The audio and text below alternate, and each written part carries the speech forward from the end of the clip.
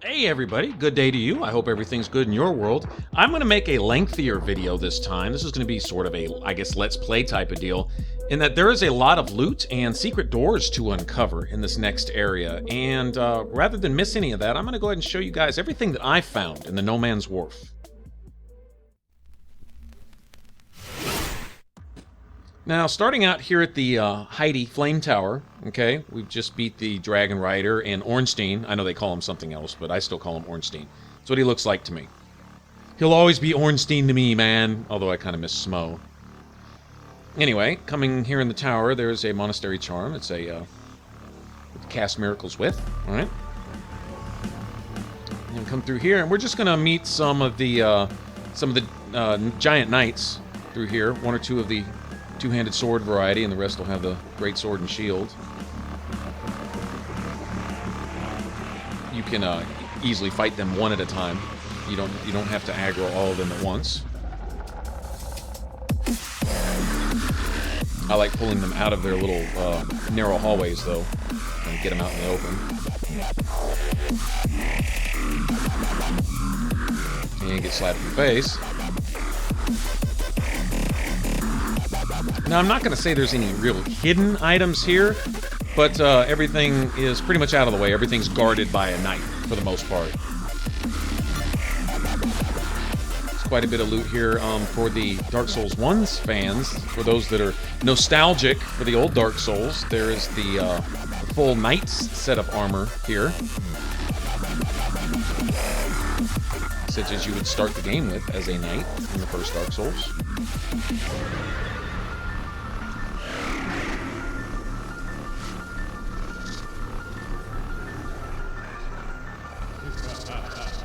I don't recall these knights down here dropping me the cracked blue eye orbs, like the knights back at Heidi's Tower. These guys drop different stuff. Or they have for me. When they drop anything at all. Okay, I don't recall any secret doors like on the walls here, but this looks like there should be. Now, of course, we know that the walls are you not only hit them to uncover some secret doors, but other ones you activate with your X, or your A button if you're on Xbox. And I don't recall any of those in here. I never found any. If there is some hidden passageway somewhere along these hallways, well, I wouldn't be surprised, but not that I've found. And I've gone up and down these halls pressing X and hitting them and wearing out my sword on them and all that kind of stuff, and never found anything. This is kind of reminiscent of the Duke's Library, the Duke's Archives. To me, that's what this elevator reminds me of.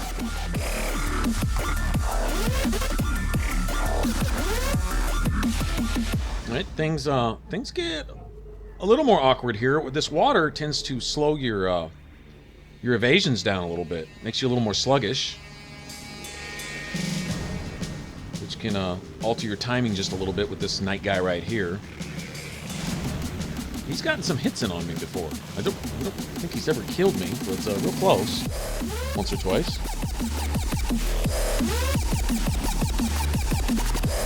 Okay, and up here, what he's guarding is the knight's armor that I was talking about. It's over here in a chest. And I believe that's it for the knights. I think we've pretty much cleared out this tower passage. Alright. Got that. I don't think it's anything I'll be utilizing. I'm not feeling real nostalgic. I have an idea of what armor I'm going to be wearing.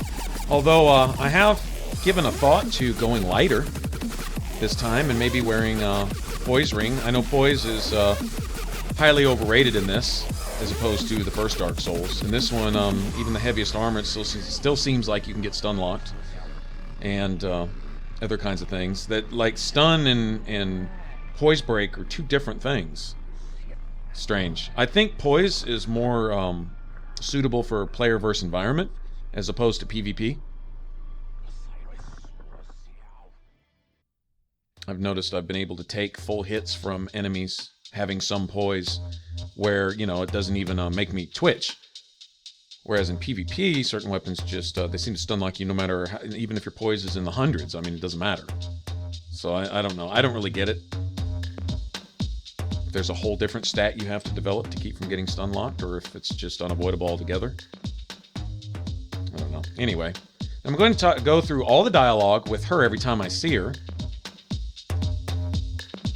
Normally, I would go ahead and talk to her back at the Lost Bastille, okay? And already have talked to her once, and then this time, the second time you talk to her, she would give you a human effigy. But here, this is the first time I've talked to her. In fact, I think when I started this new character, this bandit, I don't even think I went all the way through to the Lost Bastille and activated that bonfire. Which is fine. I mean, it only takes a second to get there, but but I have to head back to the Cardinal Tower and go in through that back door and go get it. It's not a big deal. There's one piece of loot here. In fact, I think I'm looking at it right now, directly over the head of that guy that I'm shooting with my arrows. There's lots of ambushes here, by the way. Guys above you that are either going to throw oil flasks at you, okay, or shoot arrows at you, or both. And once you've been drenched with oil and they shoot you with a flaming arrow, you not only combust, right, but you stay on fire for a little while, and it's a real good way to finish you off. It's pretty effective. Just a little heads up for those keeping their dexterity to a minimum. There's a bow here that these guys drop. I don't think it's called I think these guys are called Vengarians. I don't think it's called a Vengarian bow, though. I think it's called like a black bow or a sea bow. Maybe a sea bow? Okay, well, whatever the case may be, the bows that these guys drop are absolutely the best for a mid-level character. They have great range, great damage. And I'm hoping that they drop one. I think I'm going to come back here and farm off video later until they stop spawning. I believe you can farm 13 times. It might not be quite that many. It might be only 10 or 11 times. But there's a certain number of times that the enemies will all respawn for you. And so I will come through here and at least clear out the archers. These guys right here I don't believe they'll drop a bow. It's possible. Because I know the bow guys will pull out a Vengarian sword and a shield on you when you get close, so it's possible that these guys with sword and shield could potentially drop a bow. I don't know. But I'll come through here and just clear out this whole area. It's good souls, a good solid number of souls. It's not overly challenging if you take your time with it.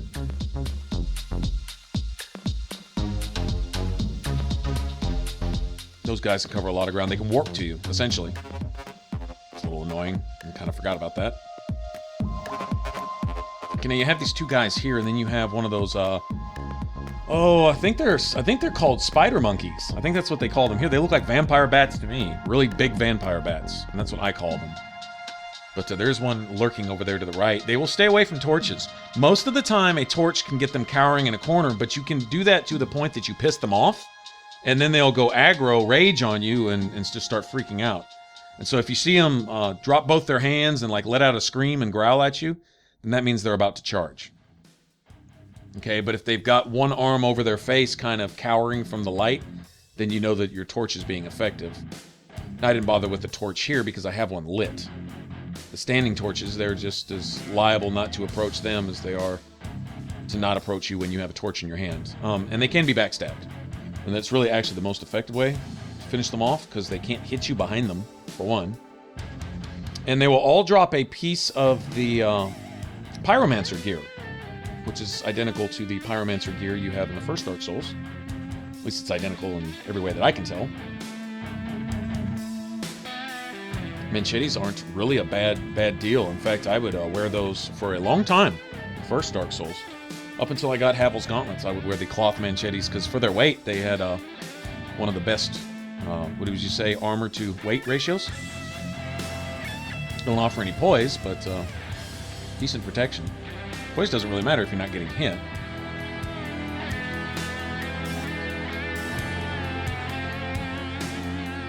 Problem is, for shoddy players like me, not getting hit usually isn't an option. I get hit a lot. Oh well, whatever. Some games I consider myself pretty good at, okay? Really good at, even some. And then others I just love a whole lot. I don't know that would even be considered good at Dark Souls. I don't think I suck, but I don't know that I'd be considered good. I'm certainly not great. I'm not a P. Peverson or a Sunlight Blade type guy. But I don't suck, you know, but I really like these games. I just think they're cool.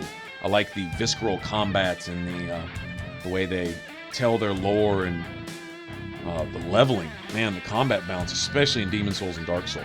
Dark Souls may be my favorite of the three when it comes to combat balancing, and the fact that one point when you level, one way or the other, could just make or break your character. I thought that was great. Can't tell you how many characters I abandoned just because I put 1 point in the wrong thing. I found out I didn't need it.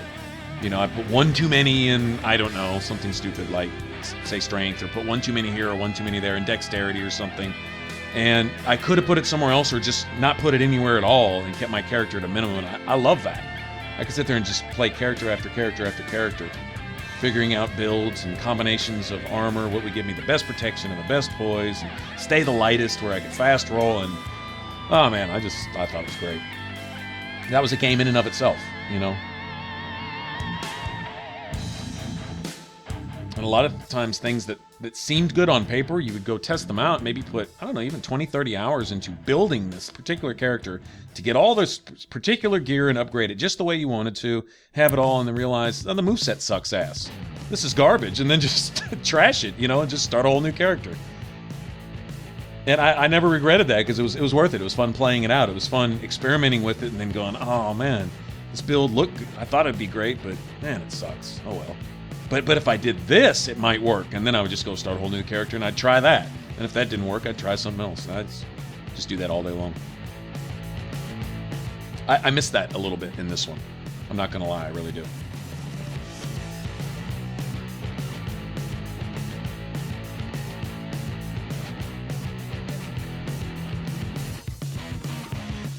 All right, now the first of the out-of-the-way loot over here is... we have the, I forget what they call it here. You would have called this in the first Dark Souls Bandit gear. Okay, now they call it Brigand, but this is the Bandit armor from Dark Souls 1. Alright, so we're getting some of the original armor sets here. Like I say, if you come through and farm all the vampire bats, or spider monkeys, or whatever they're calling them, they will eventually, most likely, drop you a full set of pyromancer gear. You can use a rusted coin, or a gold serpent ring, to raise your chances. I believe there's a gold serpent ring to be found in here somewhere. Don't remember. But I will find all the secret locations that I know about. Like I said, there will be one piece of loot. Oh, it's hanging out over a ledge near the area where you use the Pharos Lock Stone to light the torch in this area, which keeps the bats hidden. Alright, so once you've gone and dealt with the merchant, what's his name? Galvorn? Anyway, once you've dealt with him, and you don't think you need to approach him anymore because you can find him later in the game, then that's the only, I guess you could say, hidden place where you're worried about getting through some bats to get to him. Once you've dealt with him, then lighting that torch in this area, if you're going to farm it, would lead you to just having to pretty much deal with these human enemies. But if you're going for the pyromancer gear, you're going to be wanting to fight these spider monkey, vampire bat guys anyway. Okay, I want to clear out these lower tiers on this side of this area, all right? And then once I've done that, first few levels, right, then I come up here on the top and notice them cowering away. That is the time to come in and get some hits, and you can stun lock them easy. They don't have much poise. Okay, just if you have the stamina to follow through with enough hits, you know, and enough damage on your weapon to finish them off. It's really the only thing you have to worry about, because at some point they're going to stop doing that, and they're going to get enraged, and they're going to say, hey, that's just a light. I don't have to be afraid of that. And they're going to charge you. And they have a good reach. Those arms are about 50 feet long. They may not look like it, but they are. Let them reach out to touch you one time, and they'll show you they love you from a distance. All right, now we have quite a few in here. You have this guy in here. I believe you have 2 in the next room. And then I believe 2 more upstairs. And the ones upstairs can drop down on you to where you're fighting 2, 3, even 4 down below. Seen that happen. Now, I like to get this guy to break the wall. So a lot of times I've had him hurt me when he breaks the wall. In fact, I'll show you. Let me get him up to the door. All right, he's going to break the wall. If you get close, even in breaking the wall, he can actually do some damage to you, see? Okay, and once he causes bleeding, the danger is not just in you losing your health over time, right? It doesn't tend to last all that long. I guess it depends on what your resistance is, all right? But it slows you down. It takes like 50% of your move speed away, and it lets them go in for the kill. Okay, rolling is still semi-effective, but anyway, you'll notice, which I think he gets me again here. All right, see how I'm slowed dramatically? Okay, that's really dangerous. If he decided to follow through right there, I'd be dead. Just for example. Okay, but I've had enough of this guy. He's gotten on my last nerve. So I say. Trying to get in for a backstab. Should have got one. Oh, well, whatever. Just die. Die. Die, bastard. Kill it. Kill it with fire. All right. They have pretty good drop rates. And notice I got a longsword there, too. And longswords, I'm all about those. But I have my fire one, and I don't think I'll be changing that. I may decide to put lightning on one. But really, it doesn't matter one way or another, because I don't have a lot of faith and intelligence to buff or to scale the enchantment part of it. So it's really kind of pointless. It doesn't really matter. Unless I'm fighting enemies that are just completely immune to fire, then it's good to have one to switch to. And that may be a thought, just in and of itself. And I think enchanting one with, say, dark magic or something like that, I believe that's completely pointless. So like I say, I have nothing to buff or scale that with.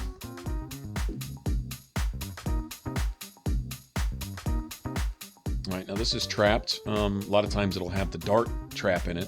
This time it had the poison. The dart one, if you roll away at a...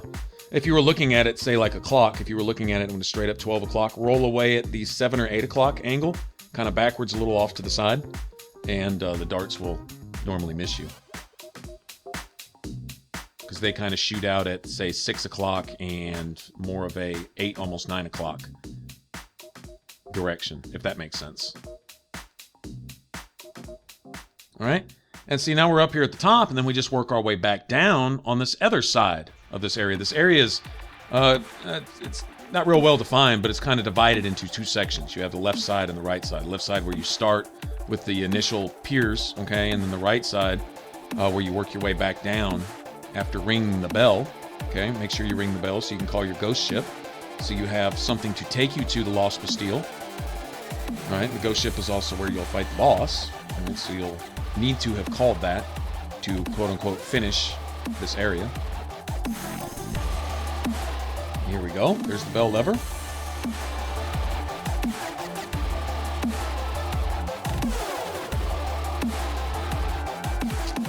Free homeward bone. Handy to have if you make it all the way to the ship and you are farming this area. You can just homeward bone all the way back instead of having to run the whole length of this place. Now here will be a few more spider monkeys. Vampire bats. I don't know how they can call these things monkeys. Don't believe they can go any farther than that.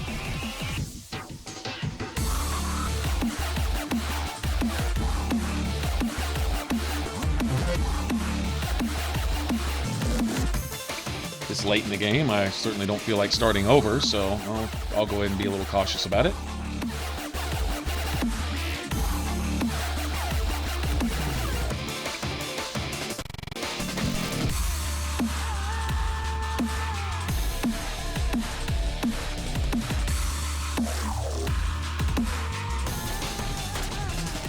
No drops here, but it's fine.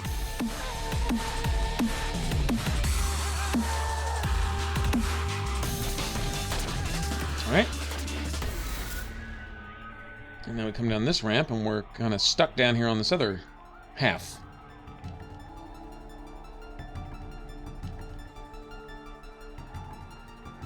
Okay, now there's several secret doors here in these areas. You can come up and get a free backstab on these guys. Once you backstab this guy, though, I would move to the left, because those are poison jars to the right. And if they can get a hit on you and get you poisoned at the same time, this is a real easy way to perish right here, because this guy, he can do some damage with that sword. At least for lower level characters like me. Okay, I'm still not getting lucky with any of them dropping a bow, though. That kind of sucks. Alright, so you'd think with this chest right here that that'd be it, but that is a hidden wall a la Dark Souls 1 style hidden wall here. I will always be with you. Uh-oh. Oh, I hate letting the turtle get away. Alright. Got a large... I'm going to need these when I get to the Lost Bastille. having all these large titanite shards, so they need to take my swords to the next level, as they say. Quite a bit of loot in here. Now I want those, and it's really convenient having some fire bombs. Or throwing knives work, also. Or iron arrows, also work. Speaking of throwing knives, alright. Now before going on, over here, we have some more hidden loot. Some more of these soldiers to kill. I believe. No, not in this one. Okay. And this is one of those that you just activate by pressing X or A. Whatever your button may be.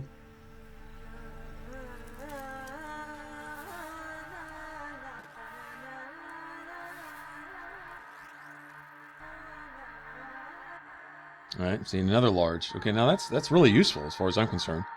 At least early on.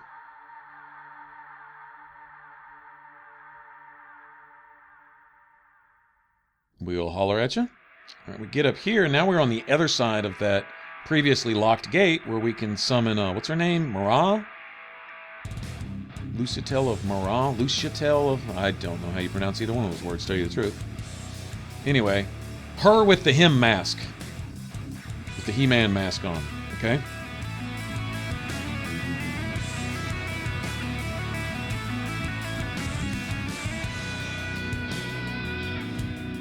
Now, this is a fight where we need to keep her alive if we want to carry on her whole story all the way through to the end. I don't think this one's as hard to keep her alive as the Smelter Demon. Smelter Demon, she gets herself just destroyed. I mean, literally destroyed. Really, really quickly. Smelter Demon is not a punk. Well, actually, he is a punk, in that sense of the word, but... he can be challenging, especially early on when you're not used to his moves. I mean, it's just annoying. Good thing is, these bats are more worried about me than they are about her. As soon as she doesn't just sit here and let me get killed. I'm glad he didn't get that second swipe in. Okay. I don't remember if there's loot in either of these. Okay, the path leading up to that one loot that's just hanging off the edge of that roof up there by where you use the lockstone to turn on the huge torch that lights this area. That's all over there to the right. Like I said, I'm not going to worry about that, but I will get this stuff that's right here. It's just a soul. That's all that loot is sitting up there, if I remember right. Soul and maybe a Radiant Life Gem. I don't remember. But nothing that can't be found anywhere else, or nothing that I won't get when I come back here to farm one of the times coming through here. It's nothing, to just run over there and grab it on the way back. Now, you can get these guys. You don't have to draw them up. They can be annoying, and they have a tendency to like to knock you off into the water. Well, you can knock them off into the water before they even get a chance to come up. Just snipe them in the face while they're hanging off the ledge there, and that's that. All right, now we're going to clear the boat out. Just a heads up here. I ran out of memory, okay? My video stopped itself, and I literally, all right, because Lucitel Mohr, whatever her name is, all right, she will time out after a certain amount of time. So what I had to do here, shortly, here in the next few seconds, in fact, I think I had just time to kill these guys for them to drop nothing. Kind of sucked. I'm still looking for one of those bows, all right? They dropped nothing, and then my video runs out. What I had to do was kill myself and essentially start over, help somebody else, all right, to get my humanity back, because I was being stingy and didn't want to use a human effigy to get human again, so I could summon her again, because like I say, I want to carry her story out at least for a little while, and have her there available to summon. Yeah, that's where it happened right there. The video just died on me. All right, I'll show you where that loot that I was talking about right there. It's just a little overhang. You can grab it and drop down, and then you kind of have to run back to the beginning and then back around again. But yeah, anyway, in order to summon her again, I literally had to die without losing her in the boss fight. So I had to wait around, go dump my memory, all right, and then start over again. And anyway, all that time that it would have taken, essentially, was just quicker for me to literally just end it all right there, get my humanity back, and then come back here and start over again. But I picked her up where we left off, and notice Apparently, she didn't like me killing myself the first time. She decided she's just going to strand me on this boss fight. But the good thing is, since I didn't die here, I kept her alive through this fight. She was never actually in it. But counts as a summons, all right? And it counts as keeping her alive. And so if you can get her to do this, and you can beat the boss, and you're going for the trophy for, oh, I don't remember. You have to get something from Lucitel. I think she gives you her brother's sword or something. She gives you something right there at the end. Oh man, what was the name of that area? Okay, you have to summon her here. You have to summon her. You have to talk to her at the Lost Bastille. You have to summon her at the. What's that guy down there at the sewer? Whatever his name, the big blob guy that runs around and knocks you into the fire. Okay, you have to summon her there, keep her alive there. Summon her at the Smelter Demon, keep her alive there. And I think that may be it. I think that's the last place you have to summon her. And then you'll see her one more time in this little shack leading into the area with all the ogres and the big dragon in a cage right before you go to the dragon area. I do not remember the name of that area, but you'll see her one more time there. And if you followed all of her dialogue and you've kept her alive through all the boss fights that you can possibly summon her at, all right, then you'll get that trophy because she'll give you something if you follow out her dialogue that last time that you see her. And actually, I believe she actually goes hollow after that, and you have to fight her later after that. I know you have to fight her brother. Anyway, I don't know. I've slept since I last played, but if you want to summon her for what is that guy down at the boss at the end of the sewers? Crap! After all those little poison statues and all that. Anyway, she's over by the hidden bonfire off to the right. There's a bonfire off to the left when you first get in that area. All right. Right before you get into the mass of most of the poison statues. And then there's a little hidden bonfire off to the right. And there's also some, I don't know, like some human effigies or something hidden off in some jars next to that bonfire, too. I don't know, we'll see when we get there. I'll definitely do a video on it. So, I'm trying to remember what that guy's name is. So, I guess I'm getting old, guys. I'm getting old. That's what it is. My memory's failing. All right. So, anyway, getting rid of him. Kicked his ass. I like to keep the club side of the Flexile Sentry towards me as opposed to the sword guy. The sword guy is a little speedier, and he's got that follow-up off-time thrust that really does some just devastating damage, and I think all their attacks do poison damage on top of the fact that they do just a crap ton of base damage, too. Club guy is just, he's a little slower. He's a little easier to predict. So essentially, whichever one you're facing last, that's the one that will usually face you. Okay, and then we get to take our ride on the ship. I actually like this cutscene. I think it's very cool. That ship, anyone who's ever been to Disneyland and been to the Pirates of the Caribbean, this has that written all over it. Anyone who can relate.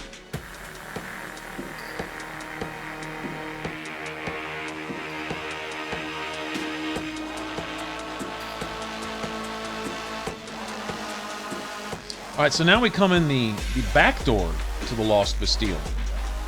All right, now I showed you the secret doors there in No Man's Wharf. Okay, there's one more, if you want to call it a secret here. It's a trick area to get to, somewhat of a mini puzzle. And there's a hole in the wall just above this cage. And one would think, can't get out of the cage, how do you get to that hole in the wall? All right, see right there? Okay, so once you get to the top, all right, step off the little platform in the middle, all right? When the door opens, step on it again real quick and then roll out. All right, let the cage drop and then jump down on its roof. All right, use it like an elevator. And there you have it. This is worth it for the repair powder, which is pretty expensive early on. And it's kind of rare. All right, and then just jump back in and then just ride it back to the top like you normally would. All there is to it. All right, one or two items here.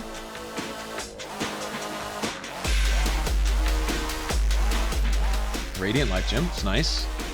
Soul of a Proud Knight, I'm collecting those. I've got a few now, so if I run into an area where there's this particular spell I want or something, or an item that I want, and it's, you know, 15, 20, 30k, something like that, I should be able to reach into my pocket, grab some spare change, and afford it, so...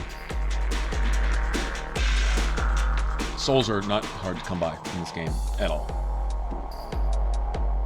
Weren't really in the first two either, but less so in this one. Much more available, lots more bonfires. Alright. Now, since I didn't have my fast travel to the other end of the Lost Bastille, I thought I'd come back here and go ahead and spend some of these large Titanite shards I've got, alright, and upgrade everything I can, alright. Go with my primary weapon first, alright, as much as I can. Okay, I'm going to need another large for that. That's fine. Okay, I can spend the one spare there. Okay, so both of these are about even now. Alright, my bow's right there about where my other swords are. I'm not going to worry about my armor. The armor I'm wearing requires Twinkling Titanite. I'm not going to waste it on this, because if I'm going to upgrade any armor with Twinkling Titanite, it's going to be like Smelter Demon Feet or something cool like that. Something that I may actually wear for the long run. Alright, but I am going to max out on arrows and all that other stuff. Alright, and once you've spent enough with this guy, he gives you a blacksmith hammer, which is actually a useful weapon, especially for a strength build. What I understand, I never personally used it, but I've seen guys use it effectively. I believe it has a spinning attack similar to the halberd. I believe that's the hammer that does that. I don't know. Like I say, I haven't used it. Okay, give her any shards I have. Go ahead and build up my number of Estus flasks. And I'll be going to the Lost Bastille. I may need those. Alright. And I'm going to, at least for now, kind of even some of these out a little bit. I can use all this, you know. Nothing wrong with more hit points. Alright, nothing wrong with more endurance at all. Okay, my vitality's good. Once I get everything else to 11, I'll start building that up again. I want to get this up. Okay. I don't know how much of that actually affects the speed of your rolls, if any, but it does increase the number of invincibility frames you have when you do roll. So that's going to at least 20 or 30. I'm not sure what I'm going to, my kind of unwritten level cap I'm going to make for myself on this character. I'm certainly not going to break 100. I was thinking either sub 70 or no more than, I don't know, 85 or 90-ish at the most. And a lot of that probably won't be necessary, but I'd like to... you know, it'll depend on the equipment I finally decide on. I think the last playthrough when I did the New Game Plus to get the... it was one of the pyromancies that you had to buy from the guy at the end of the game. From the Duke's steward or whatever his name is. At the Dran Lake Castle or... which one is... Forbidden Sun, maybe? No, that doesn't sound right. Whatever it was. Great Chaos Fireball, maybe? I don't know. It was the last pyromancy. Anyway, you had to go to the end of New Game Plus. And I was wearing, I believe, Smelter Demon Feet. What's his name? Kale? Oh, not Kale. What's his name? Anyway, the guy's chainmail. And, it's the same guy that gives you the white soapstone. I was wearing his chainmail, and I was wearing, I believe, Havel's gauntlets. And on my head, I think the Hexer's hood. So I thought it looked cool, and it gave you good defense. Alright, and here we go. Alright, so I would have normally have already activated this earlier in the game. I apparently failed to do so here, but that's fine. And I want to start here because there's a key to be gotten early here, and we will do that in the next video. I'll show you where that key's at, alright? And why we'll need it later. And we'll explore some of the secrets in this area and fight the bosses here, the big robot bosses, huh? All right, guys, you take care. Remember to subscribe. All right, see you on the next one. Bye-bye.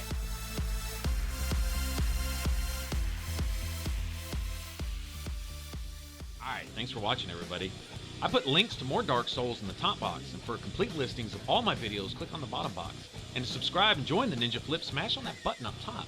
You can also follow on Facebook and Twitter to get notified when new videos are up. The links are below in the artwork and in the About section. Y'all take care.